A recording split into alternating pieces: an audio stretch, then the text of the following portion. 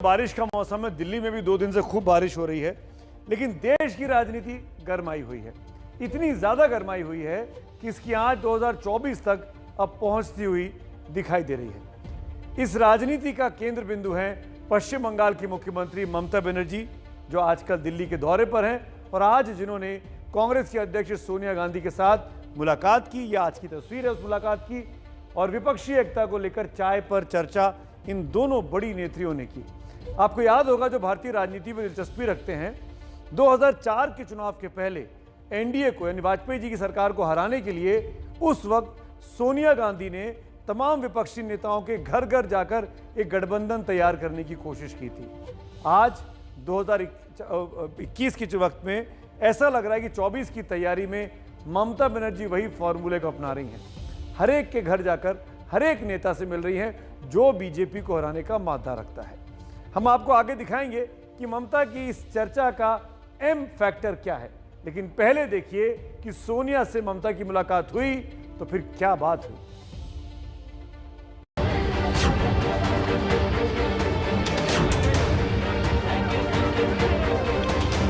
BJP को हराने के लिए सबको एक होना जरूरी है। हम अकेला कुछ नहीं है, सब एक साथ में मिलकर काम करना पड़ेगा। थोड़ा लीडर है, हम तो कैडर है, हम तो रोड का, हम तो स्ट्रीट का आदमी है।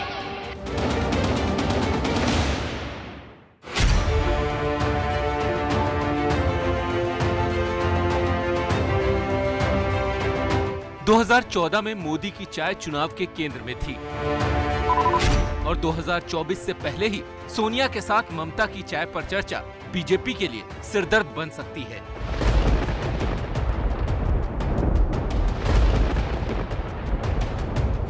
सोनिया गांधी और ममता बनर्जी की ये मुलाकात विपक्ष के एकता के उस सपने को आकार देने के लिए है जो दिखता तो हर बार है, लेकिन जमीन पर उतरने से पहले ही धराशायी हो जाता है।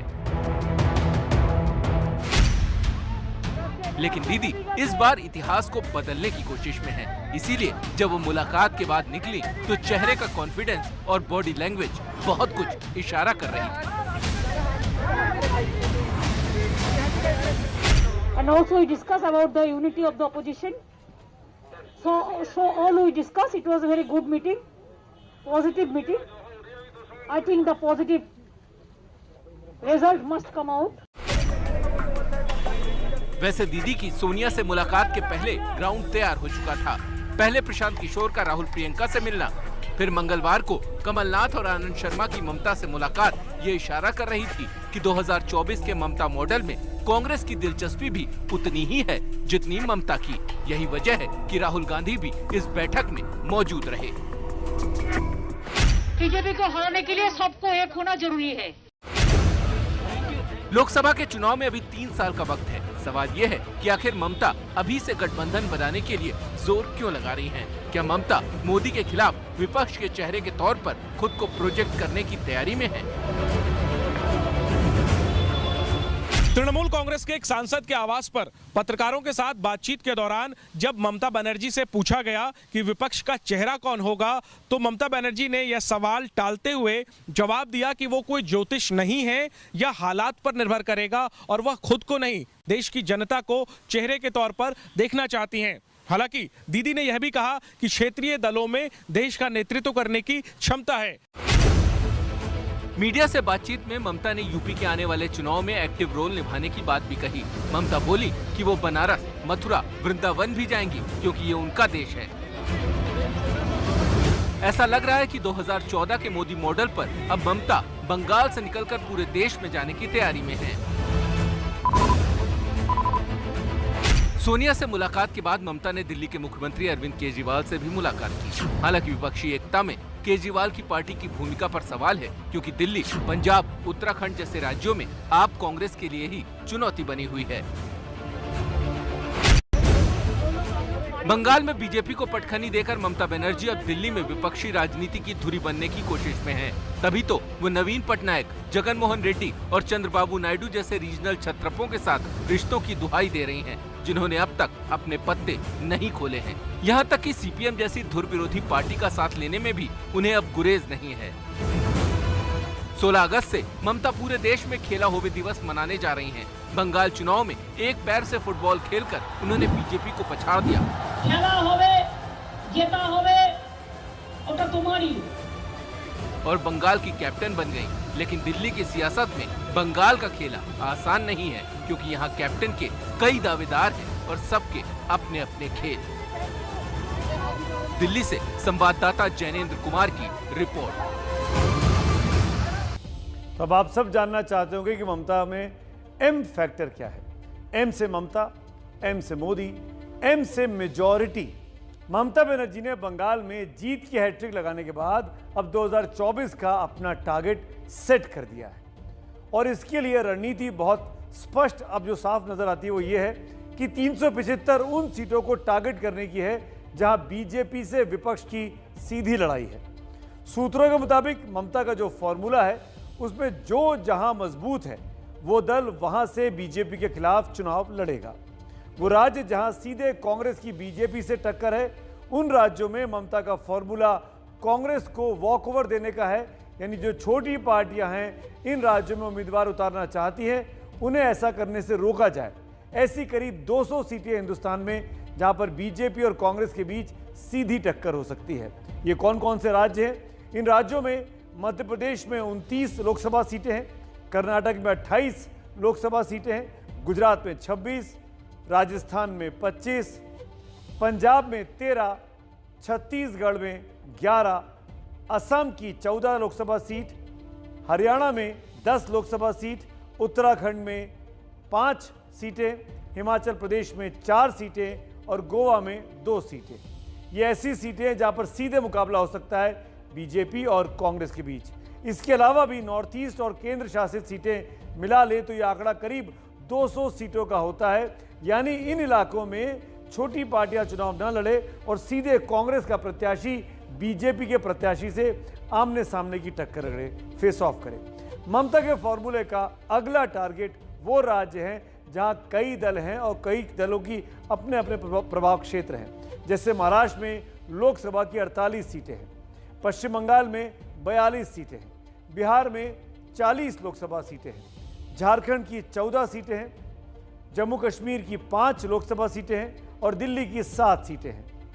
ये वो इलाके हैं जहां विपक्ष बिखरा हुआ है और ममता उसे एक कर बीजेपी को चुनौती देने की कोशिश में है। सूत्रों के मुताबिक खास बात यह है कि ममता उन राज्यों को टारगेट नहीं कर रही हैं जहां विपक्ष का एक होना मुश्किल है।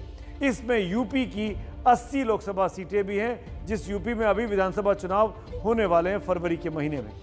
ओडिशा की 21 सीटें भी इन्हीं राज्यों में से एक हैं। आंध्र प्रदेश की 25 सीटें भी ऐसे राज्यों में गिनी जाएंगी और तेलंगाना की 17 सीटें भी इन्हीं तरह की गिनती में शामिल हैं।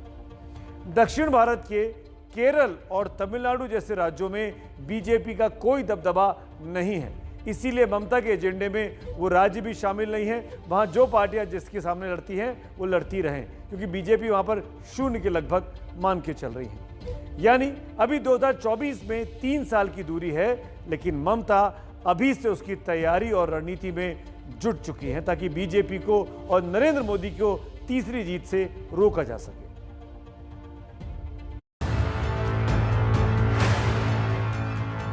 लोकसभा अभी देर है, लेकिन प्लानिंग तो पहले से ही करना पड़ता है। একটা নিউজপেপারে রিপোর্ট উঠেছিল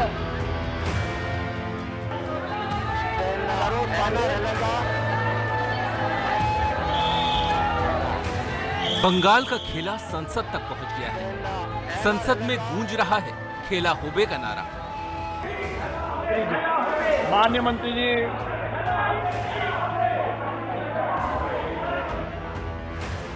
तो क्या ये दीदी के दिल्ली दौरे का असर है?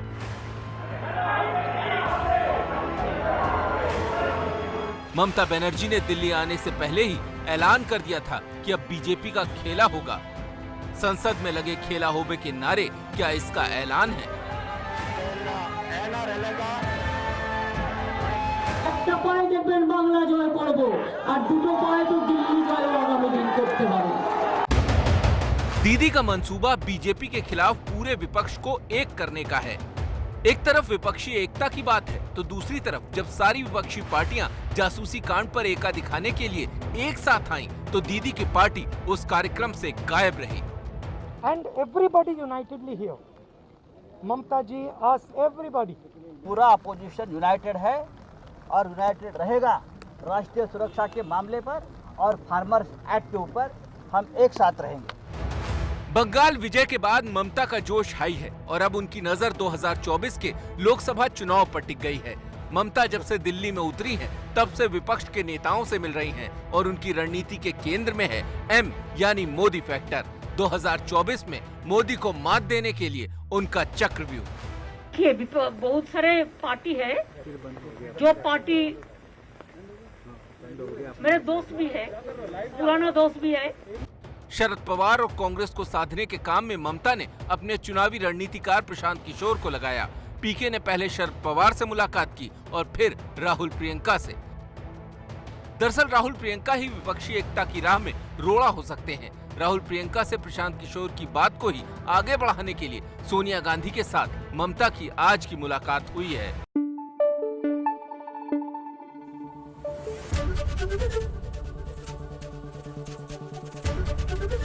एबीपी न्यूज आपको रखे आगे।